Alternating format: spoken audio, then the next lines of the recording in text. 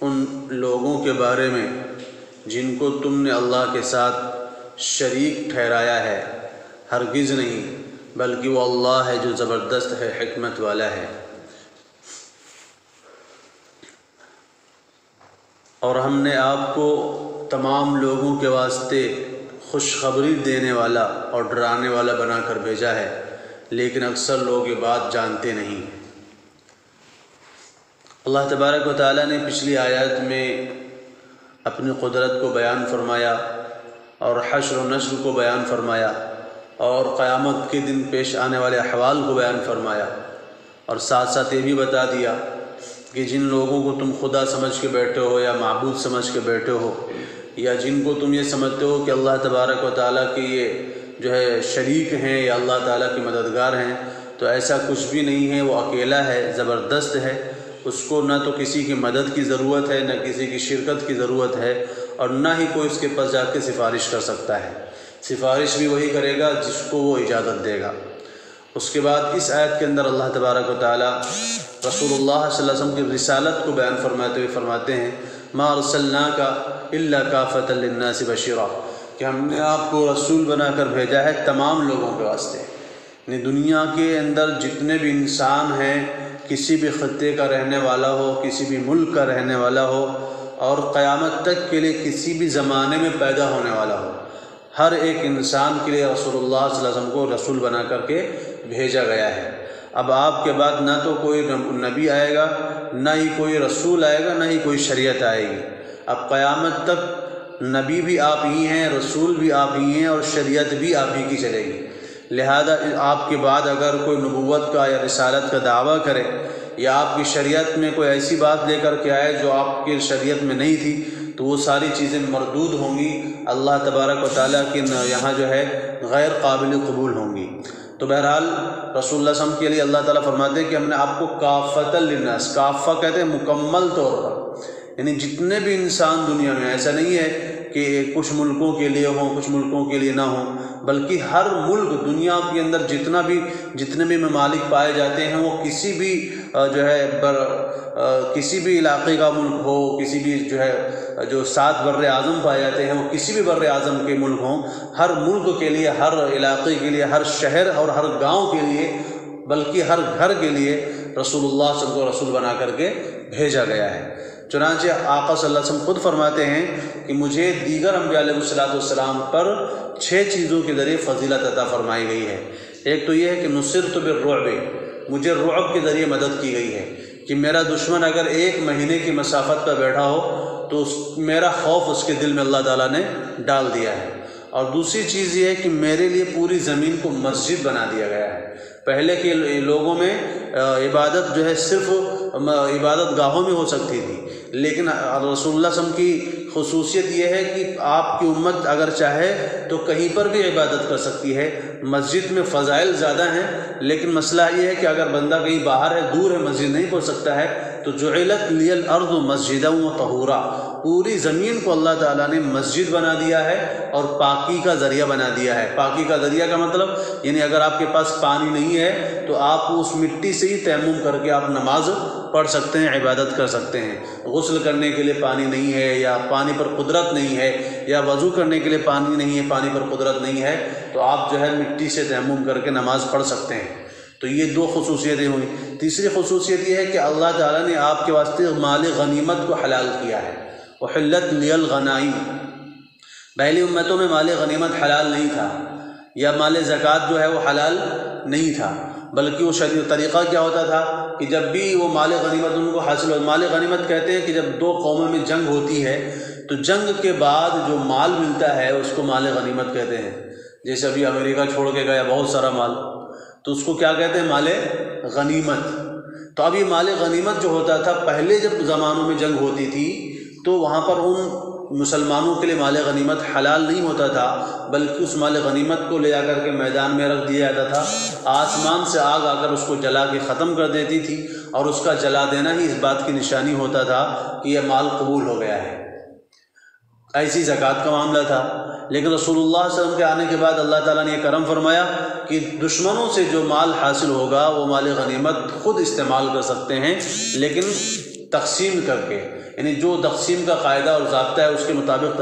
تقسیم کر کے جو ہے اس کو استعمال کر سکتے ہیں۔ ایسے زکوٰۃ کا معاملہ ہے کہ ہم مالداروں سے لے کر کے غریبوں کو دے دی جاتی ہے۔ پہلے زمانوں میں ایسا نہیں ہوتا تھا، پہلے زمانے میں زکوٰۃ کا مال لے آ کر کے رکھ دیا جاتا تھا، آگ آ کر جلا کر چلی جاتی تھی تو مال قبول ہو گیا، اگر آگ نے نہیں جلایا تو سمجھو مال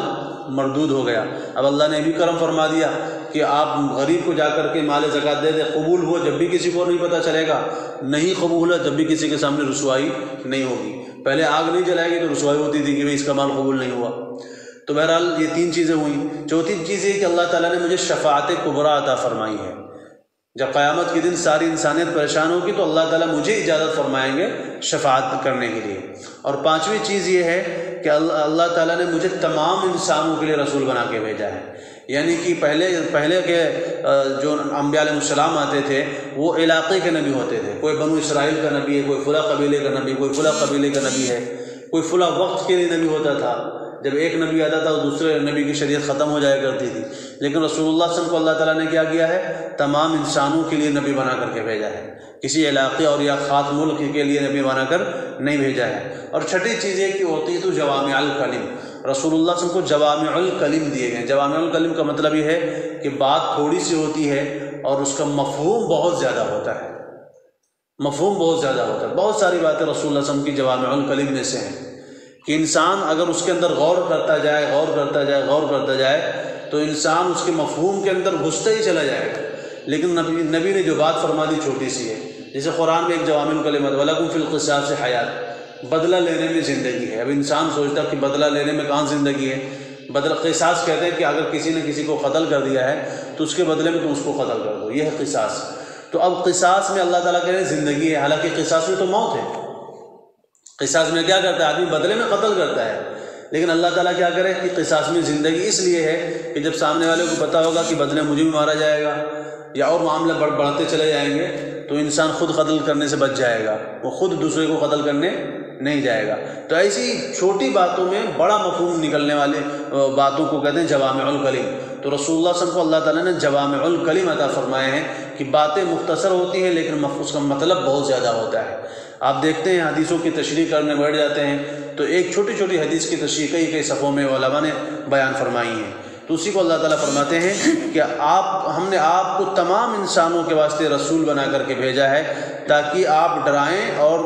خوشخبری دیں۔ ماننے والوں کے لیے خوشخبری دینے کے لیے آئے ہیں اور نہ ماننے والوں کے لیے ڈرانے کے لیے آئے ہیں۔ وَلَكِنَّ أَكْثَرَ النَّاسِ لَا يَعْلَمُونَ۔ آگے پھر وہی کفار کا سوال ہے، يَقُولُونَ مَتَىٰ هَٰذَا الْوَعْدُ إِن كُنتُمْ صَادِقِينَ۔ یہ لوگ کہتے ہیں کہ یہ وعدہ کب پورا ہوگا اگر تم سچے ہو، یعنی قیامت کا وعدہ کب پورا ہوگا اگر تم سچے ہو۔ تو قُل لَكُم مِّيعَادُ يَوْمٍ لَّا تَسْتَأْخِرُونَ عَنْهُ سَاعَةً، آپ ان سے کہہ دیجئے کہ تمہارے واسطے ایک وقت مقرر ہے، یعنی جلدی مت مچاؤ، لا تستعجلون، تم جلدی مت مچاؤ۔ وَيَسْتَعْجِلُونَكَ بِالسَّيِّئَةِ قَبْلَ الْحَسَنَةِ، یہ لوگ بیوقوف ہیں جو جلدی مچا رہے ہیں۔ وقت کے آنے سے پہلے اگر ایمان قبول کر لیتے ہیں تو یہ ان کے لیے بہتر ہوگا، نہیں قبول کرتے ہیں تو ان سے برا، ان سے بدنصیب کوئی نہیں ہوگا۔ تو اللہ تعالیٰ کہتے ہیں قُل لَكُم مِّيعَادٌ، ذرا جلدی نہ مچاؤ، تمہارے لیے ایک وقت مقرر ہے، لا تستأخرون عنہ ساعہ، اس سے 1 سیکنڈ پیچھے بھی نہیں جاؤ گے، ولا تستقدمون، اور نہ 1 سیکنڈ آگے جاؤ گے، یعنی نہ تم کو 1 سیکنڈ آگے مارا جائے گا نہ 1 سیکنڈ پیچھے تم کو مہلت دی جائے گی۔ وقال الذین کفروا، تو کافر لوگ یہ کہتے ہیں لن نؤمن بهذا القرآن، ہم اس قرآن پر ایمان ہرگز نہیں لائیں گے،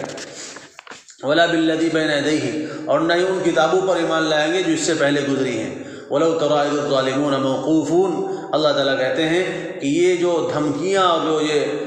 چیخیں جو شیخیاں بگاڑ رہے ہیں نا کہ ہم قرآن کو نہیں مانتے، فلاں کو نہیں مانتے، اللہ کو نہیں مانتے، نبی کو نہیں مانتے، تو یہ زیادہ وقت کے لیے نہیں ہے، یہ چند دنوں کی بات ہے، ورنہ تم دیکھو گے ولو تری اذ الظالمون موقوفون عند ربہم، جب تم دیکھو گے کہ یہ ظالم اور یہ بدماش لوگ اپنے رب کے سامنے کھڑے ہوں گے، اس وقت ساری شیخی اور ہیکڑی نکل جائے گی اور سارا غرور جو ہے خاک میں مل جائے گا اور ان کی حالت خراب ہو جائے گی۔ یرجع بعضهم الی بعض القول، اس وقت یہ باتیں ایک دوسرے پہ ٹال رہے ہوں گے، وہ کہے گا اس کی وجہ سے ہم گمراہ ہو گئے، وہ کہے گا نہیں تیری وجہ سے ہم گمراہ ہو گئے، تو کیا ہوگا؟ یقول الذین استضعفوا، کمزور لوگ کہیں گے ان لوگوں کے بارے میں جو طاقت والے تھے، جو تکبر والے تھے، لولا انتم، اگر تم نہ ہوتے، لکننا مومنین، تو ہم مسلمان ہو جاتے، یعنی تمہاری وجہ سے ہم مسلمان نہیں ہوئے۔ وقال الذین استکبروا للذین استضعفوا، اور متکبرین یعنی بڑے لوگ کہیں گے کمزور لوگوں سے انحن صددناکم عن الہدی، کیا ہم نے تم کو ہدایت سے روکا تھا،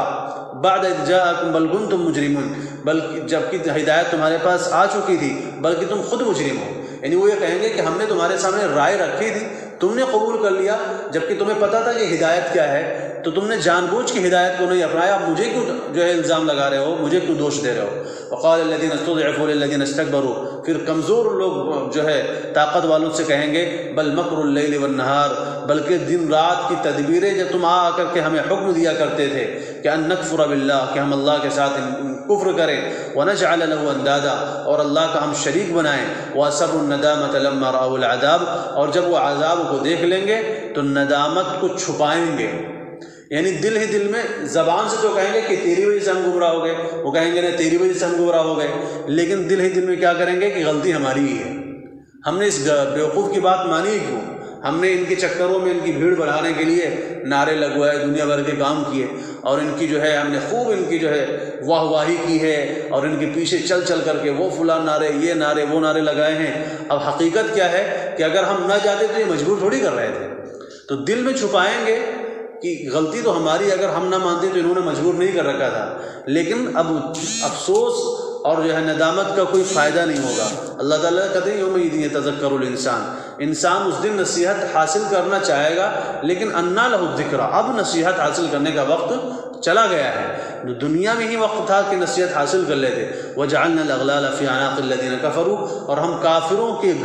گلے میں طوق ڈال دیں گے۔ هل یجزون الا ما كانوا يعملون، کیا وہ لوگ بدلہ دیے جائیں گے مگر اسی چیز کا جو دنیا میں کیا کرتے تھے، یعنی ہر کافر کو اس کے عمل کا بدلہ دنیا میں جو اس کا عمل تھا اس کا بدلہ دیا جائے گا۔ چنانچہ حضرت حسن بصری رحمۃ اللہ فرماتے ہیں کہ قیامت کے دن جتنے بھی غار ہیں جہنم کے اندر، جتنے بھی طوق ہیں، جتنے بھی جو ہے گڑھے ہیں، جتنے بھی آگ ہیں یا زنجیریں ہیں، ہر ایک کے اوپر اس کا نام لکھا ہوا ہے کہ اس میں کس کو باندھا جانا ہے، ہر ایک پر اس کا نام لکھا ہوا ہے۔ اور رسول اللہ صلی اللہ علیہ وسلم فرماتے ہیں کہ جب یہ مجرمین اور یہ کافروں کو جب جہنم کے سامنے پیش کیا جائے گا تو جہنم کا جب پہلا شعلہ ان کے اوپر آئے گا اور پہلی لپٹ جب آئے گی تو پورا گوشت ان کا جو ہے گل کر کے سب نیچے گر جائے گا، سوائے اس ہڈی کے جو پشت کے نیچے ہوتی ہے، یہاں پر یہ جو پشت کے نیچے جو ہڈی ہوتی ہے چھوٹی سی، وہ ہڈی کے علاوہ پورا بدن جو ہے گل کے گر جائے گا۔ پھر اللہ تعالیٰ دوبارہ بدن تیار کریں گے، پھر وہی حال ہوگا، پھر بدن تیار ہوگا، پھر حال ہوگا۔ قرآن کہتا ہے کلما نضجت جلودہم بدلناہم